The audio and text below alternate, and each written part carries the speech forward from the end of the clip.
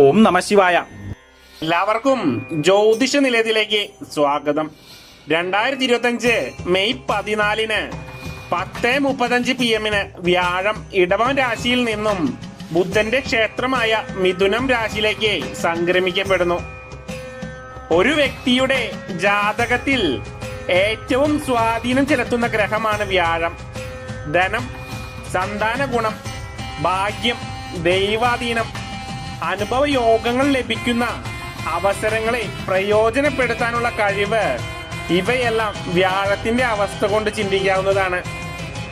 മറ്റെല്ലാ ഗ്രഹസ്ഥിതിയും അനുകൂലമാണെങ്കിലും വ്യാഴത്തിന്റെ സ്ഥിതി ദോഷകരമാണെങ്കിൽ അനുഭവ ഗുണം കുറയും. ഏർപ്പെടുന്ന എല്ലാ കാര്യങ്ങളിലും ദൈവാധീന കുറവ് അനുഭവപ്പെടും.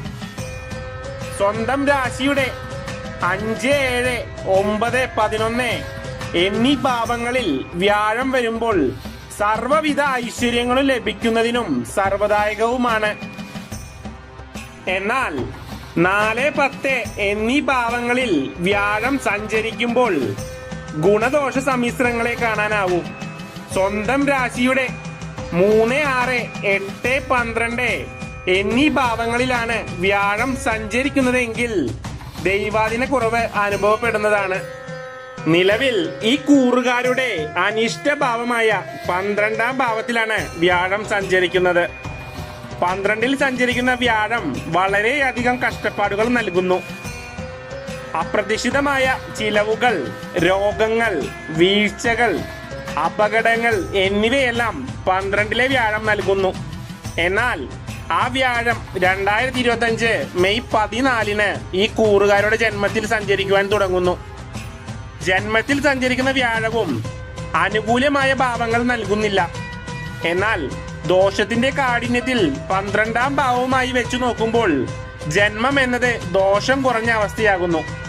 അതുകൊണ്ട് തന്നെ മിഥുനക്കൂറുകാർക്ക് ജന്മത്തിലേക്കുള്ള വ്യാഴമാറ്റം വളരെ ആശ്വാസമാണ് നൽകുന്നത്. മറഞ്ഞിരിക്കുന്ന ദൈവാധീനം പതിയെ ജീവിതത്തിലേക്ക് വന്നു തുടങ്ങും. തൽഫലമായി പരാജയം നേരിടുന്നവർക്ക് പരാജയം എന്നത് കാലതാമസമായി മാറും. കാര്യം നടക്കുമെങ്കിലും കുറച്ച് സമയമെടുക്കുമെന്ന് മാത്രം.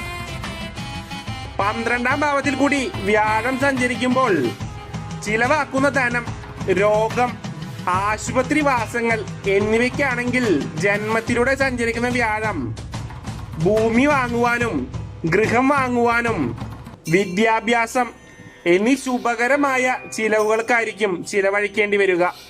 വ്യാഴം 12ാം ഭാവത്തിൽ കൂടി സഞ്ചരിക്കുമ്പോൾ ധനച്ചിലവ്, വിശ്വാസവഞ്ചന, വസ്തു സംബന്ധമായ തർക്കങ്ങൾ, അതുപോലെ തന്നെ കേസുകൾ, വഴക്കുകൾ, അഭിപ്രായ വ്യത്യാസങ്ങൾ, വീട് വിട്ടു പോകേണ്ടി വരുന്ന അവസ്ഥ, സന്താനങ്ങൾ മൂലം ക്ലേശങ്ങൾ അനുഭവിക്കേണ്ടി വരിക തുടങ്ങിയ ദോഷങ്ങൾക്കൊക്കെ സാധ്യതയുള്ള സമയമാണ്. എന്നാൽ മെയ് 14 വ്യാഴം മാറുമ്പോൾ തൊഴിൽ സ്ഥലത്ത് ചില മാറ്റങ്ങൾ ഉണ്ടാകും. മനക്ലേശം ഉണ്ടാക്കുക, അധികമായ ചിലവുകൾ, ജോലി നഷ്ടപ്പെടാനുള്ള സാധ്യത, അപവാദങ്ങൾ ഉണ്ടാക്കുക എന്നിവയ്ക്ക് സാധ്യതയുണ്ട്. പല തടസ്സങ്ങളും ക്ലേശങ്ങളും എല്ലാം ഉണ്ടാകാനുള്ള സാധ്യതയുമുണ്ട്. സാമ്പത്തിക ഇടപാടുകൾ നടത്തുമ്പോൾ പ്രത്യേകം ശ്രദ്ധിക്കുന്നത് വളരെ നല്ലതാണ്.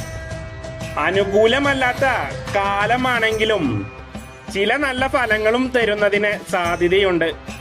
ഇതുവരെ വിവാഹം നടക്കാതിരുന്നവർക്ക് നല്ല പങ്കാളിയെ കിട്ടുവാനും സന്താനഭാഗ്യം ലഭിക്കുവാനും വിദേശ യാത്ര സഫലമാക്കുവാനുള്ള സാധ്യതയും കാണുന്നുണ്ട്.